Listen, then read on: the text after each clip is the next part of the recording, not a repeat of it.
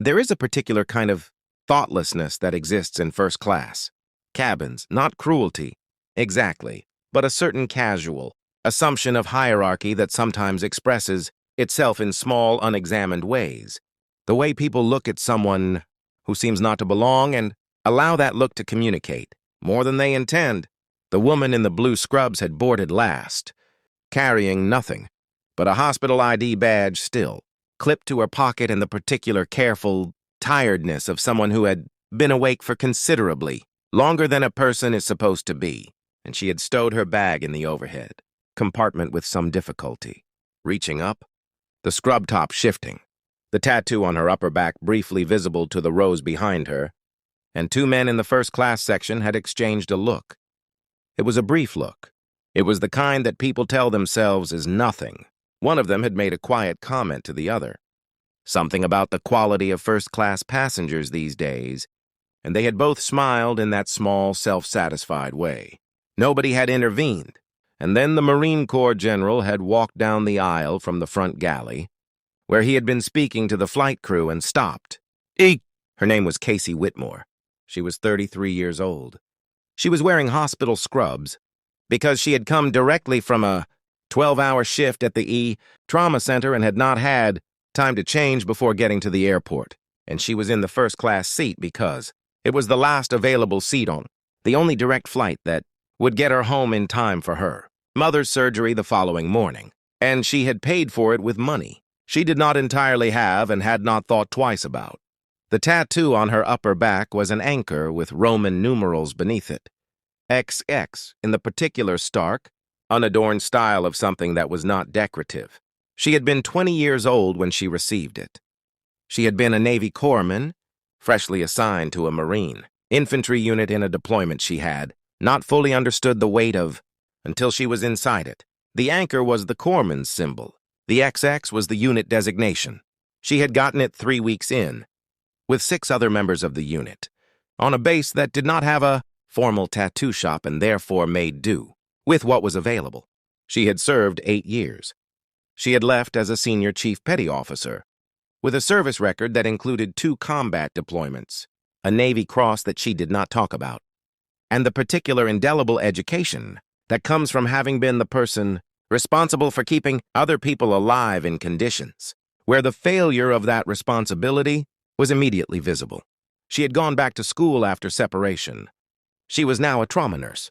The transition had felt, to her, less like a career change and more like a continuation of the same work in a different environment. She sat in her first-class seat and looked out the window at the tarmac, aware of the look that had passed between the men behind her and choosing, as she generally chose, not to respond to it. She had learned, in 8 years of service and 5 years of trauma nursing, that the energy required for that kind of response was better spent elsewhere. General Robert Ferris was 61 years old. He was the commanding general of a Marine Expeditionary Force, traveling in dress uniform for a ceremony he was attending in San Francisco, and he had been in the forward galley speaking with the flight attendant about a beverage that had not arrived when he returned down the aisle and saw the tattoo. He saw it for approximately 2 seconds, as Casey reached to adjust her bag in the overhead compartment. The anchor, the XX, the precise style he recognized, because he had been the commanding officer of that unit 20 years earlier, before his career had taken him upward through the ranks, and he had seen that particular tattoo exactly once before, on the back of a corpsman who had, in the course of 2 deployments, saved 14 lives that Robert Ferris knew about personally and possibly more that he did not. He stopped walking. The 2 men in the seats nearby noticed the general stopping and looked to see what he was looking at. Casey, becoming aware of the stillness behind her, turned. She looked at the general. He looked at her. The same assessment passed between them that passes, between people who have shared something specific on the recognition of a detail the other person carries. "Whitmore," he said. Not a question. "Sir," she said. "20th Marines, 2nd deployment?" "Yes, sir." He looked at the tattoo, then at her face, then at the hospital badge still clipped to her scrubs. "You're a nurse now." "Trauma nurse," she said. "Harwick Regional." He shook his head slightly, in the particular way of someone absorbing information that both surprises and does not surprise them. "You still flying commercial?" he said. "I prefer it," she said. "I like being around ordinary people." He almost smiled. "That was always you," he said. Eek! One of the two men who had exchanged. The look was watching this exchange with a growing attentiveness that had replaced the earlier casual condescension entirely. The general turned and looked at him directly. "Do you know what unit designation XX represents?" he said. The tone was conversational, not aggressive, the tone of someone asking a genuine question. The man said he did not. 20th Marine Regiment, the general said. "The corpsmen assigned to combat infantry units wear the anchor. The unit number is specific to the deployment." He paused. "The woman you were looking at 12 minutes ago received the Navy Cross for actions during the second deployment of that unit. She is why 14 Marines came home who would not have otherwise." The man was quiet. "I'm not telling you this to embarrass you," the general said.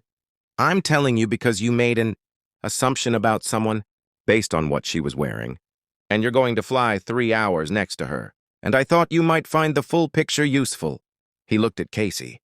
"Whitmore," he said. "It's good to see you." "You too, sir," she said. He continued down the aisle to his seat. Eek!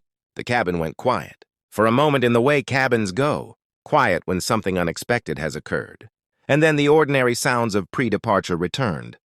And people went back to their phones and their magazines, and the cabin attendants moved. Through with beverages, and the plane began its pushback from the gate. The man who had made the comment was quiet for a long time. Then he said to Casey, without preamble or setup, "I'm sorry for what I said before. I didn't know."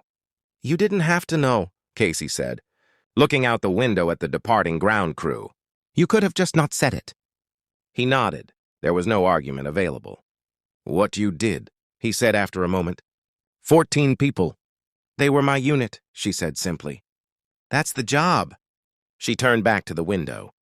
The city was falling away beneath the plane, the grid of streets and lights growing small, and she thought about her mother, who was having surgery in the morning, and about the 12-hour shift she had just come from, and about the particular quality of tiredness that sits differently from ordinary tiredness, the specific weight of a person who has spent a long day being responsible for other people's most difficult moments and has not yet had space to set it down. The man said nothing else. He sat with his own thoughts, which were, she hoped, more useful ones than the ones he'd had an hour earlier. She fell asleep before they reached cruising altitude. The way people fall asleep when they have been awake too long and there is, finally, nothing more required of them for a few hours. Eek!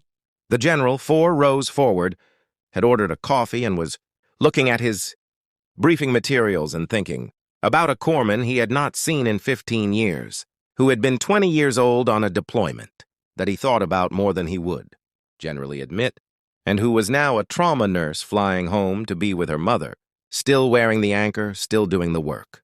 He thought about the 2 men who had made the look and the comment. He had handled it the way he generally handled things, directly, without theater, with the intention of producing a correction rather than a humiliation. Whether it had worked, he did not know. The correction was the only part he could control. He thought about Casey Whitmore, who had said, "I like being around ordinary people," with the particular dry warmth of someone who had earned, many times over, access to spaces that were not ordinary, and who had chosen anyway to keep the ordinary ones. That had always been her, he had said. He had meant it as a compliment of the highest order, because the decision to remain ordinary when you are not required to was, in his estimation, one of the rarest and most valuable choices a person could make. Eek! She was met at the gate by her younger sister, who had driven from the other side of the city because their mother's surgery was early and the plan was to go directly to the hospital. "You look exhausted," her sister said. "I'm fine," Casey said. "How's Mom?" "Nervous, ready, asking about you." "Tell her I'm here," Casey said. "Tell her it's going to be okay." They walked through the terminal, 2 sisters, one in hospital scrubs with an anchor tattoo and a Navy cross she never mentioned, the other holding car keys and asking about the flight. "Anything interesting happen?" her sister asked. Casey thought about the look and the comment and the general in the aisle and the moment of recognition. over a tattoo on her shoulder blade that had been put there by a medic with a borrowed needle and ink on a base that did not have a proper shop, in the third week of a deployment that had not yet shown her everything it intended to. Ran into an old colleague, she said, otherwise quiet. They walked out into the San Francisco evening, and the automatic doors closed behind them, and the airport continued its business of moving people between the places they were and the places they needed to be. And perhaps that is the quiet truth tucked inside a flight like this one, that the people who have carried the heaviest things are very often the ones we overlook most easily, because they have learned to carry those things without requiring anyone to notice. The absence of announcement is not the absence of weight. The blue scrubs and the hospital badge and the tiredness of a 12-hour shift are not lesser things, because they look ordinary. They are the continuation in a different room of the same work. And sometimes the only thing required of the rest of us is to resist the small, careless assumption, and to remember that we are very rarely looking at the whole picture. The whole picture very often is larger than we imagined.